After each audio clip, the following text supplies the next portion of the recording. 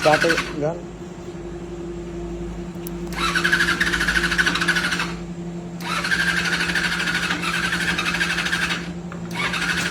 පෙබරවාරි මාසේ 3 වෙනිදා හඳුරන් කෙතේ ඉඳලා ටියුන් අප් එකට ආව බයික් එක තමයි මේ තියෙන. ඉතින් බයික් එකේ කාබ් එක ගලවද්දිම ඔයගොල්ලන්ට පේනවා ඇති. මොන වගේ පුද්ගලයෙක්ද කියලා ටියුන් අප් කරලා තියෙන. ඉතින් මේ ඇනේ ගලව ගන්න බැරුව චෝක් එක නවලා තමයි ඇනේ ගලවලා තියෙන. ඉතින් ඒක කිසිම දැනීමක් නැති පුද්ගලයෙක් ටියුන් අප් කරපු බයික් එකක් කියලා ඔයගොල්ලන්ට දැක්ක ගමන් තේරෙනවා ඇති. ඉතින් ඒ විතරක් නෙවෙයි මේ කස්ටමර් ඇවිල්ලා මේ එන්ජින් එකකුත් තියලා මේ බයික් එකට කාබ් එකකුත් සම්පූර්ණ තියලා තමයි තියෙන්නේ.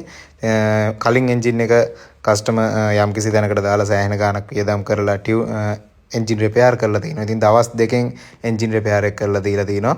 ඉතින් කවදාකවත් දවස් දෙකකින් එන්ජින් රිපෙයාර් එකක් කරන්න බෑ මේ වගේ හයි පර්ෆෝමන්ස් බයික් එකක. ඉතින් සාර්ථකව අපිට කරන්න බෑ කවදාකවත්.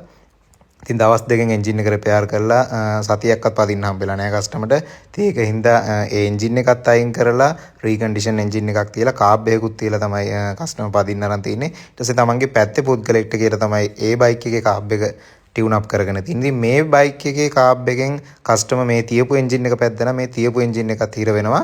මොකද ඕෆ්ලෝ බහින බයික් එකක් තමයි කස්ටමර් පැදලා තියෙන්නේ. අද මෙතනට එන අවස්ථාවේදීත් එන්ජින් ඔයිල් සමග පෙට්‍රල් මික්ස් වෙලා තිබ්බේ. ඉතින් තව කස්ටමර් මේ කාබ් එකෙන් මේ බයික් එක පැද්දනම් මේ එන්ජින් එකත් කස්ටමර්ට අනිවාර්යෙන් අයින් කරන්න වෙනවා. ඉතින් ඊට පස්සේ හොනට් බයික් වලට අපි බැනලා වැඩක් නැහැ. ඉතින් ඔයගොල්ලන්ට පේනවා ඇති මේකේ කාබ් එක හදලා තියෙන විදිය.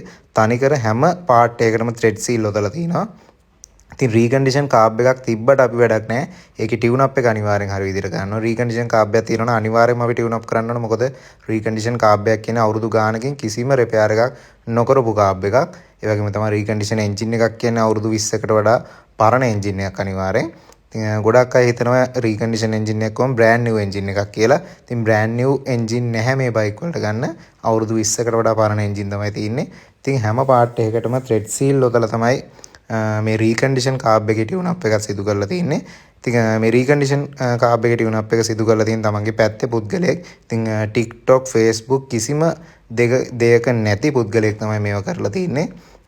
ඉතින් ඒ විතරක් නෙමෙයි ඩයෆ්‍රම් ස්ක්‍රූ වල සෙටින්ග්ස් පවා සම්පූර්ණ වෙනස්. ඒ වගේම ස්ප්‍රින් වෙනස්. ස්ප්‍රින් ජේඩ් ඒවා දාලා තියෙන්නේ. ඉතින් ඒ දේවලුත් කාබ් ටියුන් පැකේජ් එකට තමයි ඉන්ක්ලූඩ් වෙන්නේ. ඩයෆ්‍රම් ස්ක්‍රූ දාලා තිනවා මේකේ. ඩයෆ්‍රම් ස්ක්‍රූ වලට අමතරව ඩයෆ්‍රම් ස්ප්‍රින් දාන්න උනා. ඒ වගේම ඩයෆ්‍රම් ස්ප්‍රින් වල වොෂර් එකක්වත් තිබ්බේ නැහැ. ඒ දේවලුත් දාන්න උනා. ඉතින් මේ සියලුම දේ කාබ් ටියුන් පැකේජ් එකට තමයි ඉන්ක්ලූඩ් වෙන්නේ. ඉතින් ගොඩාක් අය හොනට් බයික් වලට බයිනවා. ඒ කියන්නේ හොනට් බයික් ගන්න එපා කියලා කියනවා. ඉතින් තමන් බයික් එකක් ගත්තම හරි තැනකින් මේන්ටේන් කරන්න, හරි තැනකින් රිපෙයාර් කරන්න. ඉතින් ඔයගොල්ලන්ට පේනවා ඇති මේකේ ෆෑන් ටර්මෝ එකේ සෙන්ස් එක. ටර්මෝ එකේ සෙන්ස් එකත් සෙන්සර් කාබ් බයික් එකේ සෙන්ස් එකක් තමයි දාලා තිබ්බේ. ඉතින් කස්ටමර් බයික් එකේ හීට් වෙන්නේ නැහැ කියලා හිතාගෙන පැදලා තියෙන්නේ. නමුත් හරි සෙන්ස් එක වැටුනම තමයි කස්ටමර්ට බයික් එකේ හරි ටෙම්පරේචර් එක පෙන්වන්න ගන්න. ඉතින් වැරදි සෙන්ස් එකක් තමයි යූස් කරලා තියෙන්නේ. එතකොට ඉග්නිෂන් කොයිල් වල තත්ත්වය ඔයගොල්ලන්ට පේනවා ඇති. මේ ඉග්නිෂන් කොයිල් වලට මේවා සීල් වෙලා නැහැ. ඉතින් ගම් දාලා තමයි අටවලා තියෙන්නේ. ඉතින් ඒ වගේ කරාම ඔයගොල්ලන්ට පේනවා ඇති ඇතුලේ තියෙන ඉග්නිෂන් එක වයර් එකට සම්බන්ධ වෙන කූර දිරලා තියෙන ආකාරය ඔයගොල්ලන්ට පේනවා ඇති. ඉතින් අනිවාර්යෙන් මේ වගේ දිරන ප්‍රධානම හේතුව තමයි ඉග්නිෂන් වයර් එක හරියට කොයිල් එකත් එක්ක සම්බන්ධ වෙන්නේ නැති වුණාම ඒක දිරන්න ගන්නවා. ඉතින් අද ඉග්නිෂන් කොයිල් එකක් අපිට රීප්ලේස් කරන්න උනා. ඒ වගේම තමයි වයර් දෙක අතර රීප්ලේස් කරන්න උනා.